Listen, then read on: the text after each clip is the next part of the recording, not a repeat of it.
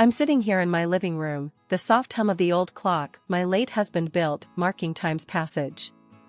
It's a small, cozy house, filled to the brim with memories, each corner telling a story of love, loss, and everything in between. My name's Margaret, but everyone close calls me Maggie. I'm 69 years young, a retired school teacher who's seen her fair share of life's ups and downs. My son, Jack, is a strapping lad of 42. Married for more than a decade, he's got a daughter, Lily, who's as bright and lively as a 10-year-old can be. Then there's Emily, my daughter-in-law. Our relationship's been, well, complicated, to put it mildly. Mom, you sure you don't need anything else done around here?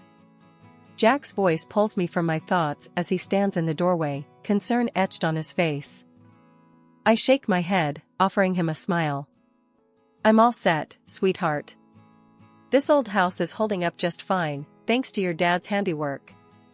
He nods, though I can tell he's not entirely convinced. All right, but if you need anything, you call me, okay? Don't bother with Emily, you know how she gets. I sigh. Jack, she's your wife. I don't want to cause any trouble between you two. He shrugs, a bit of frustration showing.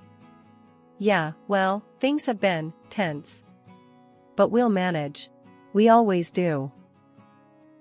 The conversation shifts to lighter topics, Jack filling me in on Lily's latest school project and Emily's plans for the weekend. But there's an unspoken tension in the air, a distance that wasn't there before. As Jack leaves, promising to visit again soon, I can't help but feel a pang of loneliness. The house feels emptier without the laughter and chaos that used to accompany my son and his family's visits. The phone rings, shattering the silence. It's Emily, her voice icy as she speaks. Margaret, I need you to watch Lily tomorrow. Something's come up. I bristle at her tone, but my love for Lily wins out. Of course, I'll watch her. She's my granddaughter, after all. Emily's reply is curt, a simple thanks, before she hangs up. I stare at the phone, a mix of sadness and frustration churning within me. What happened to the days when Emily would chat with me about recipes and gift ideas for Jack? When did everything become so transactional? I spend the rest of the day tidying up the house, preparing for Lily's visit. It's in these quiet moments, surrounded by the love and care that went into building this home, that I find my strength. This house, built on memories, stands as a testament to the life my husband and I built together. And no amount of tension or harsh words can take that away from me. Back in the day, life was simpler, or so it seemed. I was still teaching, shaping young minds, while my son Jack was just starting to make his way in the world. Emily entered our lives like a whirlwind, full of ideas and ambition, which I admired, even if we didn't see eye to eye on everything. Mom, I want you to meet Emily, Jack had said, his eyes shining with that look of love I hadn't seen in a long while. I think she's the one. I remember meeting her for the first time. She was outspoken, a stark contrast to the quiet steadiness of my Jack. Pleased to meet you, Mrs. Thompson, she'd said, offering me a firm handshake that somehow felt more like a challenge than a greeting. I smiled, trying to ease the tension. Call me Maggie, dear. Mrs. Thompson makes me feel like I'm still in the classroom.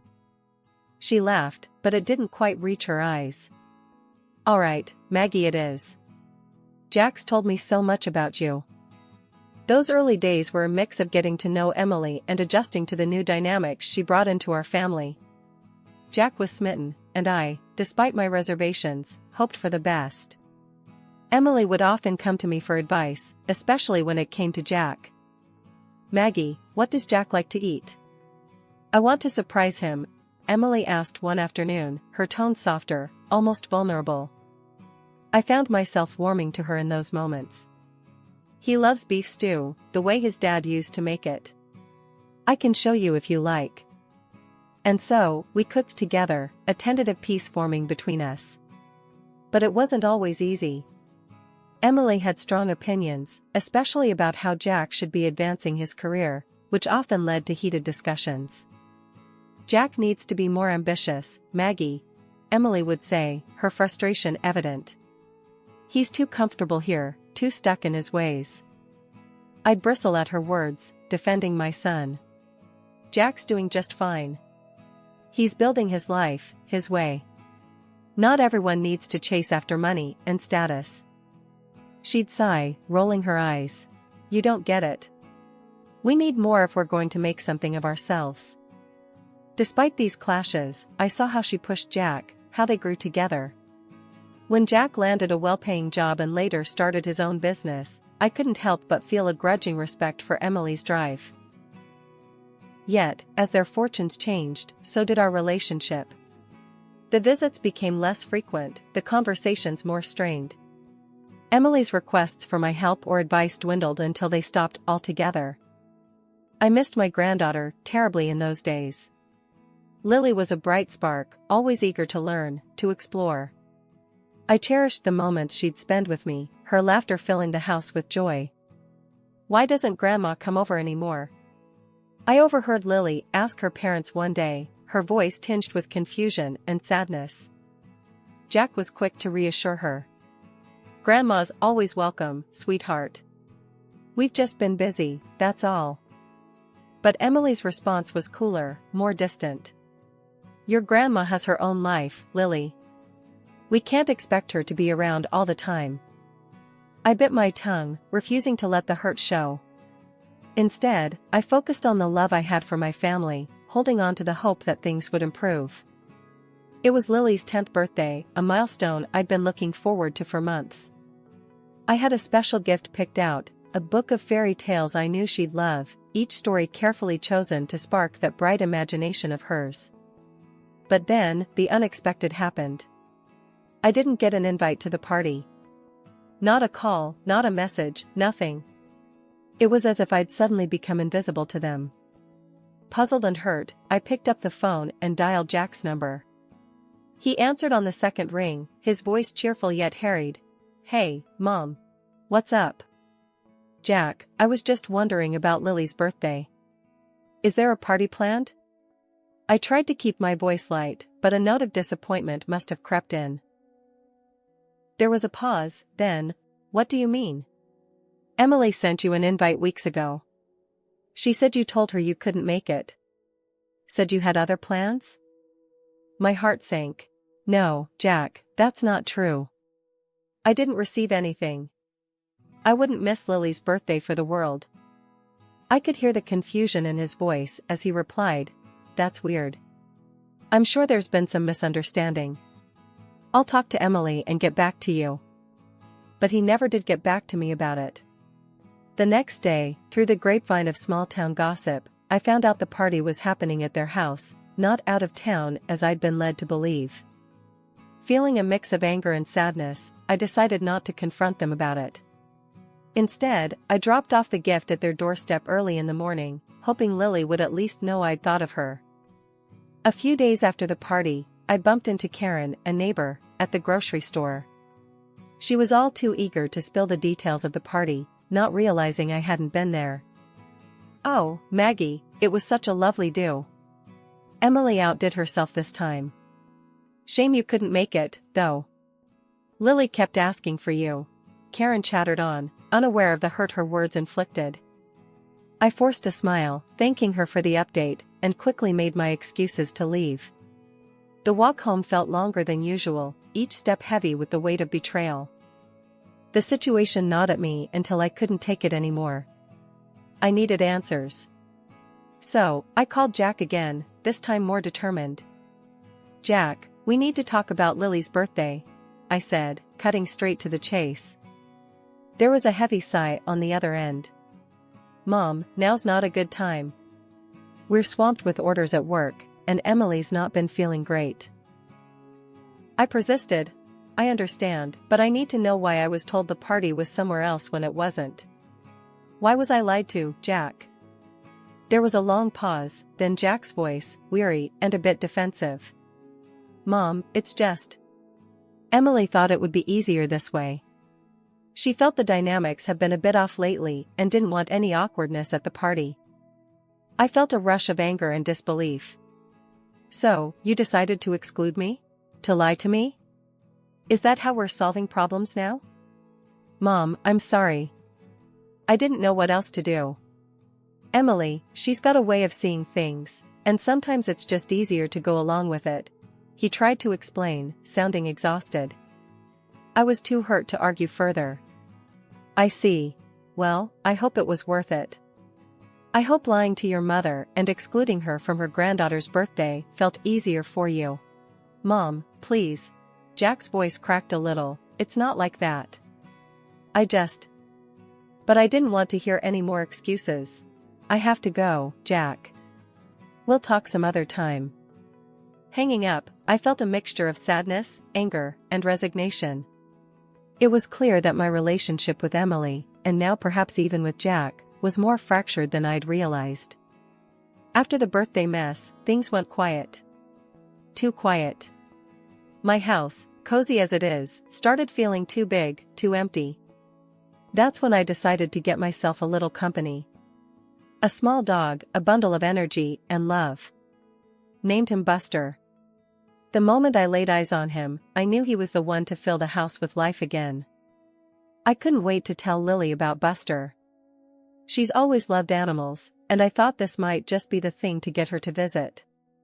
Picking up the phone, I dialed their number, heart racing a bit as it rang. Grandma.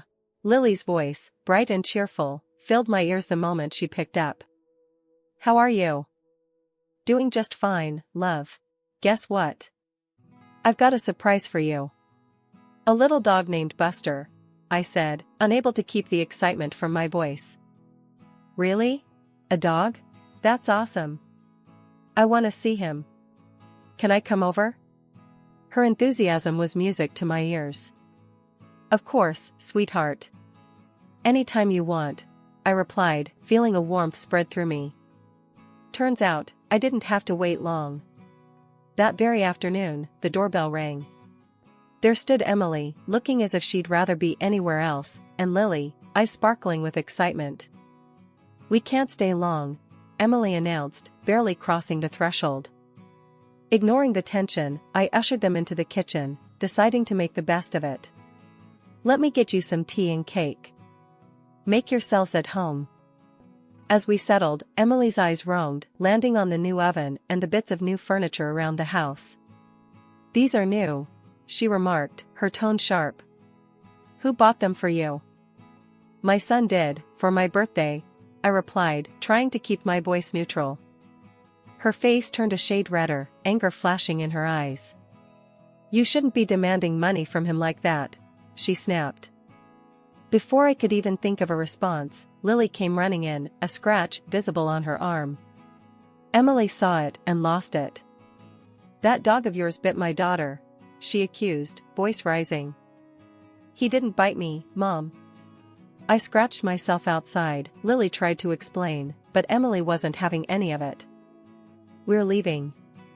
And we won't be back, Emily declared, dragging Lily away before I could even get a word in. Once they'd left, I felt a mix of anger and sadness. I needed some sense talked into me, so I called my sister, Carol. Carol, you won't believe what just happened, I started, recounting the whole ordeal. Carol, ever the voice of reason, listened quietly before speaking. Maggie, don't let it get to you. It's clear as day that dog didn't bite anyone. Emily's just looking for an excuse. But Jack won't even answer my calls now, and neither will they, I said, feeling defeated. Give it time, Maggie. They'll come around. And if they don't, well, you've got Buster and me. We're your family too, you know, Carol replied, her voice firm yet comforting. She was right, of course. Buster wagged his tail, looking up at me with those big, loving eyes. No words needed. He was here, and so was Carol. Maybe that was enough family for now. Thanks, Carol. I needed that, I said, feeling a bit better. Want to come over and meet Buster? I thought you'd never ask. I'll be right over, she replied, and I could hear the smile in her voice. Hanging up, I looked down at Buster, who seemed to sense my mood had lifted. Looks like it's just you and me, kid. And Carol, when she gets here. We're gonna be just fine. A year. A whole year without a word, without seeing their faces. The silence was deafening, the loneliness, a constant companion alongside Buster. Then, life threw another curveball, pneumonia. It hit me like a freight train, landing me in the hospital, before I even knew what was happening. Carol, bless her, was by my side every day, worry etched deep in her brows. Lying there, hooked up to machines that beeped and hummed, I felt the weight of the year's silence heavier than ever. "Carol, can you call Jack for me?" I asked, my voice barely a whisper. It was a long shot, but I had to try. She hesitated, knowing all too well the silence that had filled the void between us. But she nodded, pulling out her phone and dialing Jack's number. I listened, holding my breath, as she spoke. "Jack, it's Carol. Your mom's in the hospital. She's very sick." "Yes, pneumonia. She's asking for you." The pause that followed felt like an eternity. Then, I heard him, his voice distant but clear. "I'll come now." True to his word, Jack arrived at the hospital, a storm of emotions playing across his face. He approached my bed, taking my hand in his, eyes brimming with unshed tears. "Mom, I'm so sorry. I should have been here," he started, his voice breaking. "I've been such a fool." I could barely speak, my illness and the emotion of the moment rendering me weak. "Why, Jack? Why did you believe that, about Buster?" He looked away, shame coloring his features. "Emily told me, showed me a scratch on Lily's arm. Said Buster attacked her. I was angry, hurt. I thought I don't know. I just..." Listening to him, it was clear how deeply the lie had cut, driving a wedge between us. "Jack, you know Buster. He wouldn't hurt a fly." "I know now, Mom. I saw him, he's gentle." "Emily, she lied to me." "I'm so sorry. I should have known better," he admitted, his voice laced with regret. The admission, the apology, it was bittersweet. My heart ached for the lost time, for the pain we'd both endured because of a lie. "Jack, it's okay. We're here now. That's what matters," I said, squeezing his hand, offering forgiveness, because holding on to anger would only prolong the pain. He nodded, wiping away a tear. "I'm going to make this right, Mom. I promise." Hearing those words, feeling his hand in mine, I believed him. Maybe this was the start of mending what had been broken, of healing not just my body, but our family too. Things were just starting to look up when out of nowhere, trouble came knocking again. This time, it wore a suit and called itself a lawyer, claiming to represent Jack. The voice on the phone was all business, saying he needed me to sign some documents, because Jack was abroad and in a bind. Something about the whole thing smelled fishy to me. First thing I did was try calling Jack, but wouldn't you know it, his phone was as good as a brick. No answer. That's when I got that sinking feeling in my gut. I rang up Carol, told her to come over quick. "Something's not right," I told her, pacing the floor until she showed up. When the lawyer showed up, all smiles and handshakes, I knew I had to play it smart. He pushed a stack of papers towards me, saying it was all just formalities, that Jack needed this done pronto. "I'd like a minute to read these, if you don't mind," I said, trying to buy some time. "Oh, there's no need to worry. It's all straightforward," he assured me, but I wasn't buying what he was selling. I needed Carol to get a look at these documents without him hovering, so I suggested a little stroll in the garden.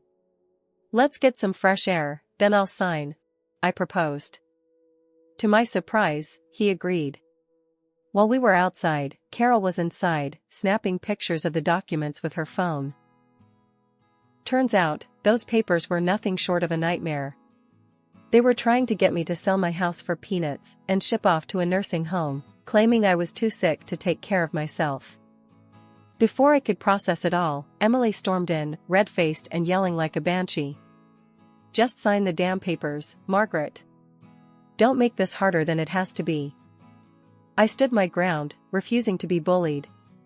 "I'm not signing anything until I talk to Jack," I said firmly. That's when I called the police. Emily was livid, spewing lies about me having dementia, trying to paint me as some doddering old fool. The police showed up, and Emily switched gears, playing the concerned family member. But we had proof. I showed them the audio recording of the lawyer's spiel, and Carol showed them the photos she'd taken of the documents. Emily's tune changed real quick, then. The police took her in for questioning, and the whole house of cards she'd been building came tumbling down. After the fiasco with the lawyer and Emily's plot being foiled, things started moving quickly. The police had enough evidence to start unraveling the tangled web of lies that had been spun around me. But the real turning point came when Jack finally got back from his trip abroad. He was shocked to learn about the chaos that had unfolded in his absence. Jack came straight to my house, a mix of worry and anger clouding his face.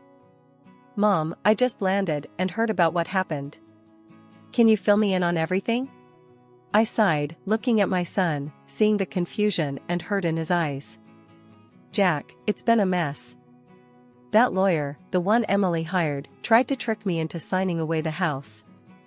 And if it weren't for your Aunt Carol, I might have fallen for it." Jack's face turned red with anger. "That's unbelievable. Emily told me she was just taking care of some family business while I was gone. I had no idea she was plotting something like this." Carol, who had been a rock throughout this ordeal, chimed in. "We caught everything on tape, Jack. And I took pictures of the documents they tried to get Maggie to sign. It's clear as day what their intentions were." Jack shook his head in disbelief. "I can't believe she'd go this far. To think, she used our daughter to further her lie. I'm going to confront Emily about this. She needs to explain herself." The confrontation between Jack and Emily was inevitable.